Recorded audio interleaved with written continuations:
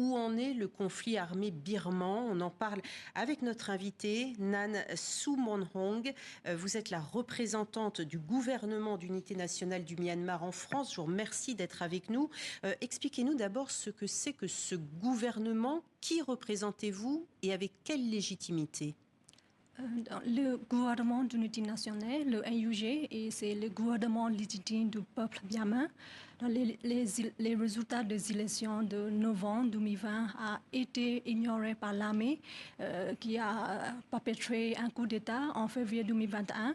En avril 2021, les représentants élus ont formé le NUG pour conduire la résistance contre la dictature. Et le NUG représente toute la diversité de la Birmanie et conduit une nouvelle démocratie fédérée inclusive qui garantit la paix, la liberté, la justice et l'égalité. Au niveau international, il a mis en place des bureaux de représentation dans 8 pays, en Asie, Océanie, Amérique et Europe, dans la France. Il entretient des relations de haut niveau avec certains pays, ce qui est une forme de reconnaissance. Il a aussi un représentant permanent à l'ONU. Au contraire sur le plan international, l'Indien est isolé, malgré la soutien important de la Russie. Et la France a qualifié ces régions de illégales et illégitimes. Et vous êtes la représentante justement de ce gouvernement d'union nationale en France. Ce gouvernement, ce NUG, comme on l'appelle en abréviation, est-ce qu'il fait l'unanimité au sein des forces de la résistance? Est-ce que toutes les forces de la résistance se reconnaissent en lui? Les forces de résistance ils comprennent que les projets de démocratie fédérée et dans l'intérêt commun. Pendant des années, les dictateurs birmans ont utilisé la stratégie de diviser pour mieux régner.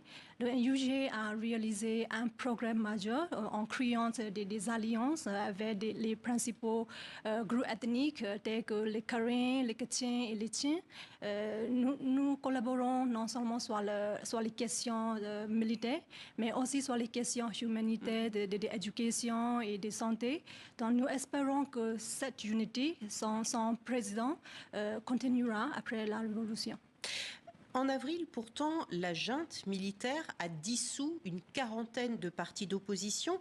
J'ai été étonnée en voyant cette actualité. Je me suis dit, pourquoi une quarantaine de partis d'opposition? Pourquoi l'opposition n'est-elle pas unie sous une seule bannière?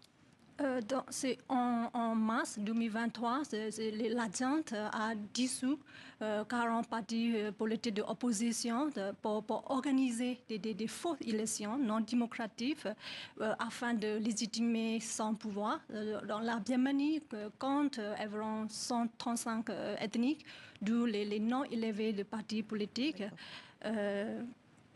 Donc c'est la raison pour laquelle il y a beaucoup de partis politiques, en raison du nombre élevé de groupes ethniques. Sur le terrain, 2 ans et demi après le coup d'État, justement, quel est le rapport de force entre les forces armées de la junte birmane et les forces de la résistance démocratique? Sur le terrain, quel est l'équilibre aujourd'hui de ces deux entités? Dans la répression après la répression la répression sanglante des manifestations, le NUG a créé les forces de défense du peuple, PDF, en juin 2021 pour protéger la population et mener une guerre défensive contre l'armée. Actuellement, il y a plus de 60 000 membres de PDF dans la majorité du pays. 60 000 membres contre 350 000, 300 000 du côté des forces armées birmanes? Oui. Donc le rapport de force, c'est en votre défaveur. Oui. Mais aussi, il y a aussi il y a 70 000 membres de la PDF et aussi, il y a aussi des acquis les forces des acquis de Pakapa. On s'appelle dans Oui, Il y a des forces armées ethniques qui soutiennent également les PDF qui sont soutenus par le NUG. L'ONU, je le disais en titre, appelle à couper l'accès de la junte aux armes étrangères. Aujourd'hui, la crise birmane dépasse la Birmanie. Quels sont les pays qui soutiennent, les pays internationaux qui soutiennent encore la junte birmane au point de leur fournir des armes? On pense à la Russie, on pense à la Chine? Une cause de la Birmanie, c'est la cause de la Birmanie, et c'est une cause globale. Pendant 12 ans, la junte a acheté des armes pour $1 milliard à la Russie, à la Chine et à l'Inde pour massacrer les populations. C'est ce soutien international aujourd'hui dont bénéficie la junte, et l'ONU appelle justement à ce que ces pays n'alimentent plus en armes et en devises la junte militaire. C'est ça? Oui, c'est ça. Merci beaucoup, en tout cas, Nan Soo Hong, d'être venu sur notre plateau, représentant du gouvernement national, d'unité nationale de Birmanie. Et merci de vous être adressé à nous en français. Nous avons apprécié votre effort. Merci beaucoup, madame. Merci beaucoup.